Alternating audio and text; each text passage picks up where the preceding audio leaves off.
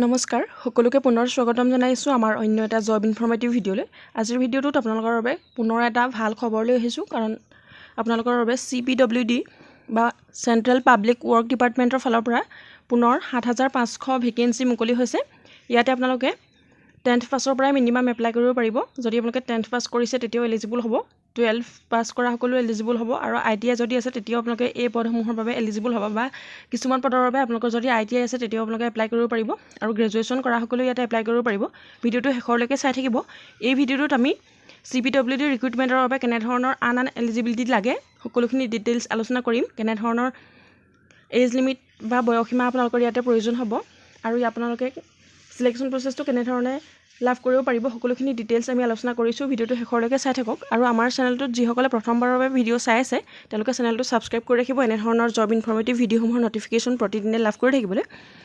তেনেহ'লে আহক আমি আৰম্ভ কৰোঁ। CPWD ৰিক্ৰুইটমেণ্ট 2026ৰ এটা অভাৰভিউ চাওঁ। কেনেধৰণৰ কোৱালিফিকেশ্যন আৰু এলিজিবিলিটি হ'লে আপোনালোকে এপ্লাই কৰিব পাৰিব সেইখিনি আমি ইয়াতে জানি লওঁ। পদখিনি মুকলি কৰি দিছে চেণ্ট্ৰেল পাব্লিক ৱৰ্ক ডিপাৰ্টমেণ্ট বা CPWDৰ ফালৰ পৰা পদখিনি মুকলি কৰি দিছে, আৰু বিভিন্ন ধৰণৰ পদ ইয়াতে মুকলি হৈছে। আপোনালোকে কেনেধৰণৰ পদ ইয়াতে দেখিবলৈ পাব, বা আৰু কোনটো পদৰ বাবে আপোনালোকে এলিজিবল বা আগ্ৰহী হয় সেইটো পদৰ বাবে এপ্লাই কৰিব পাৰিব। ইয়াতে অনলাইন মাধ্যমেৰে যিহেতু এপ্লাই কৰিব লাগিব, আপোনালোকে নিজৰ মোবাইলতে হ'লেও এই পদসমূহৰ বাবে এপ্লাই কৰিব পাৰিব। আৰু পোষ্ট নেমখিনি ইয়াতে দিয়া হৈছে। ছুপাৰভাইজাৰৰ বাবে পদ মুকলি আছে। ক্লাৰ্ক পোষ্টৰ বাবে আপোনালোকে ইয়াতে এপ্লাই কৰিব পাৰিব। অফিচাৰ, একাউণ্টেণ্ট, ড্ৰাইভাৰ, ষ্টেনো আৰু MTS বা মাল্টিটাস্কিং ষ্টাফৰ বাবে ইয়াতে পদ মুকলি আছে। যোনটো পদৰ বাবে আপোনালোক কোৱালিফিকেশ্যন আপোনালোকৰ আছে বা যোনটো পদৰ বাবে আপোনালোকে আগ্ৰহী হয় সেইটো পদৰ বাবে এপ্লাই কৰিব পাৰিব। ইয়াৰ যিটো অফিচিয়েল ৱেবছাইট আছে সেইটো ভিজিট কৰি আপোনালোকে এপ্লাই কৰিব পাৰিব। টোটেল পোষ্ট ৭৫০০ পোষ্ট মুকলি আছে, আৰু এপ্লাই মোডটো অনলাইন। আপোনালোকে অনলাইন মাধ্যমেৰে এপ্লাই কৰিব লাগিব। হু কেন এপ্লাইৰ ক্ষেত্ৰত দিয়া হৈছে all India male and female, all ইণ্ডিয়াৰ পুৰুষ মহিলা সকলোৱে ইয়াতে এপ্লাই কৰিব পাৰিব। আৰু এই পদসমূহৰ বাবে আপোনালোকে মান্থলি চেলাৰী লাভ কৰিব পাৰিব 19,900ৰ পৰা 56,100 পৰ্যন্ত আপোনালোকে পাৰ মান্থ এটা চেলাৰী লাভ কৰিব পাৰিব। বেছিক চেলাৰীটো আপোনালোকৰ 19,900 হ'ব। খুব এটা ভাল চেলাৰী আপোনালোকে ইয়াতে লাভ কৰিব পাৰিব। আৰু ইয়াৰ বাবে আপোনালোকৰ বয়সীমা হ'ব মিনিমাম এজটো 18 ইয়াৰ্ছ দিয়া হৈছে। 18 বছৰৰ পৰা যিসকল 45 বছৰ আছে তেওঁলোকে এপ্লাই কৰিব পাৰিব। আৰু ইয়াৰ বাবে আপোনালোকে ৰিলেক্সেশ্যন লাভ কৰিবনে নাই সেইখিনি আমি তলত আলোচনা কৰিম। আৰু এপ্লিকেশ্যন ফিজৰ কথা দিয়া হৈছে। ইয়াতে আপোনালোকে যিসকল জেনেৰেল আৰু OBC কেটেগৰী কেণ্ডিডেট থাকে তেওঁলোকে 100 টকাকৈ এপ্লিকেশ্যন ফিজ দিব লাগিব, আৰু SC ST আৰু PWD কেণ্ডিডেটে কোনো ধৰণৰ ইয়াতে এপ্লিকেশ্যন ফিজ দিব নালাগে, তেওঁলোকে ফ্ৰীকৈ এপ্লাই কৰিব পাৰিব। আৰু যিসকলে ইয়াতে পে'মেণ্ট কৰিব লাগিব তেওঁলোকে অনলাইন মাধ্যমেৰে পে'মেণ্টটো কৰিব লাগিব। অনলাইন কৰাৰ সময়ত বা এপ্লিকেশ্যন ফৰ্মখন আপোনালোকে ফিল আপ কৰাৰ সময়ত, ছাবমিট কৰাৰ সময়ত আপোনালোকে অনলাইন মাধ্যমেৰে পে' কৰিব লাগিব। আৰু চিলেকশ্যন প্ৰচেছটো হ'ব প্ৰথমতে আপোনালোকৰ এটা ৰিটেন এক্সাম হ'ব, তাৰপিছত ইণ্টাৰভিউ হ'ব আৰু ডকুমেণ্ট ভেৰিফিকেশ্যন হ'ব। এনেধৰণে আপোনালোকৰ চিলেকশ্যন প্ৰচেছটো হ'ব। আৰু এক্সাম পেটাৰ্ণটো কেনেধৰণৰ হ'ব সেইখিনি ইয়াতে দিয়া হৈছে। ছাবজেক্ট থাকিব general intelligence and reasoning, general awareness, numerical aptitude, English language.